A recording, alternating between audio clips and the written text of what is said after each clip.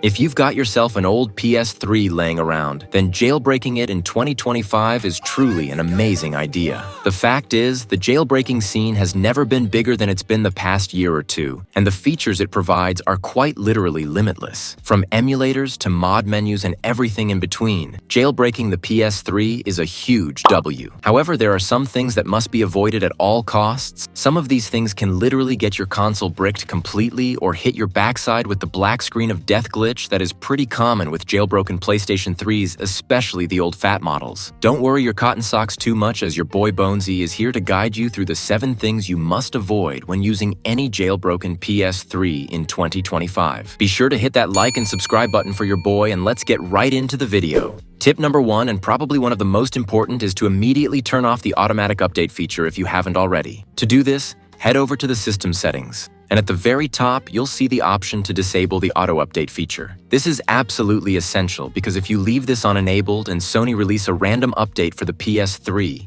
your system will automatically start updating and there'll be nothing you can do about it. You'll lose all of your jailbroken apps and you won't be able to re-jailbreak until a brand new one is released. Tip number 2 I have for you is to always stay incognito when it comes to getting online.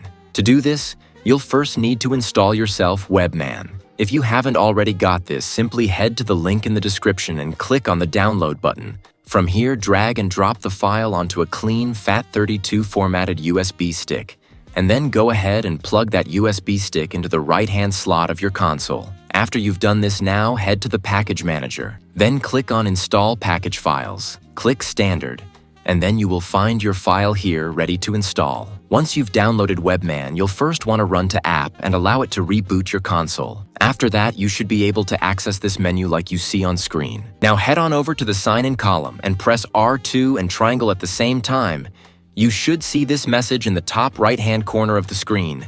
And now you're good to go for signing in. This will spoof the servers into thinking you're playing on the official firmware even if you intend on using mod menus or something like that. This will virtually remove the chance of getting banned. However, you can also install yourself the PSN patch application instead for even more security. This also spoofs the servers, but it's been known to be a hell of a lot more reliable than the Webman method. Tip number 3 is don't ignore the fan settings for your jailbroken PS3. It is absolutely essential that you customize your fan settings to something similar to what I have. This will make your PS3 sound like a Boeing 737.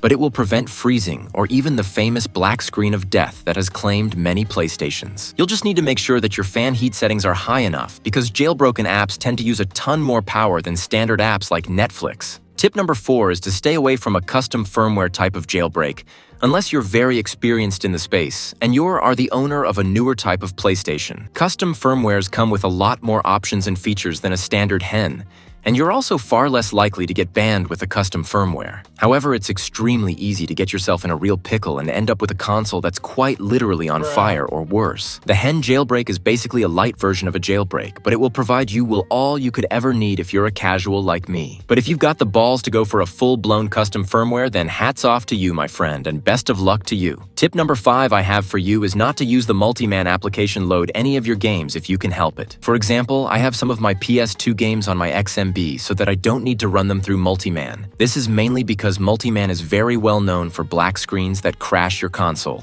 Or worse, you could actually end up with a fully burnt-out PlayStation. You're better off loading your games with the original discs or loading them with Webman mod. MultiMan is a great multi-purpose application, but I just wouldn't recommend using it for the sake of simply loading up one of your games. Although it is great to copy your disc games directly to your hard drive, which is especially useful if you've got a damaged disc and wanted to play that game. The next tip I have is to do with getting banned again. However, this time, it's not from necessarily signing in. What I'm talking about is console bricks during the jailbreaking process. This mainly happens sometimes during the installation of an update file that Sony doesn't recognize as an official firmware. Although it's rare, I have heard about it happening in forums, and this applies for a hen jailbreak or a custom firmware, and it can happen with any type of PlayStation 3, not just the fat models. The best way to avoid this is to follow trustworthy guides such as the ones on my channel. That way you know everything you're downloading is fully legit and it's there to brick your console and ruin your entire week. Tip number 7 is not to get too involved in any of the Linux stuff when it comes to your PS3, This is again because it's known to cause major damage to the inside of your PS3, aka the components. And also, most of the time, it'll run slow as hell. You're much better off watching a guide on YouTube on how to get Linux on your laptop or PC than putting on your PS3, in my opinion. I'd assume most people watching this video are either beginners or they know a little but aren't a pro by any means. So the best advice your boy could give you is to just stay away from Linux completely. The final tip I have for you, and still one of the most important out of the lot, and that is to never leave your console in rest mode. Some YouTubers will tell you to leave your console on all the time, kind of like a rest mode, so that your hen jailbreak doesn't disable. But I promise you, this can lead to major failure of your PlayStation's components, and will have your console literally burning from the inside out. It takes like 2 minutes to enable your hen each time you log in, and by actually shutting down your console when you're finished with it can make it lifespan much longer. So that was 8 key things you must avoid if you're jailbreaking a PlayStation 3 console in the year 2025. The reality is, jailbreaking is not actually that scary, and it's pretty rare that any kind of banning or bricking is going to happen to you. However, it's always good to know these tips to ensure that it never happens. One final little tip I would take on board is not to use FileZilla to install your apps or PKG files if possible. The safest way to install anything on a jailbroken device is to do it via a USB stick that has been formatted to FAT32. The reason you shouldn't really use FileZilla for your transferring is because it can actually be hijacked by people and can leave your computer or console exposed. It's also a bit of a pain in the backside in general, if you ask me. I only ever use it if I'm wanting to install something that's over the 4 GB limit of a USB stick. Other than that, I wouldn't bother going anywhere near FileZilla. Make sure you're always plugging that USB stick into the right-hand slot of your console, as many things won't even work. If you plug it into the left-hand side, I have no idea why that's the case, but it is sadly true. If you're interested in more PS3 jailbreaking videos, or if you're interested in getting involved in jailbreaking, then be sure to check out the videos on my channel.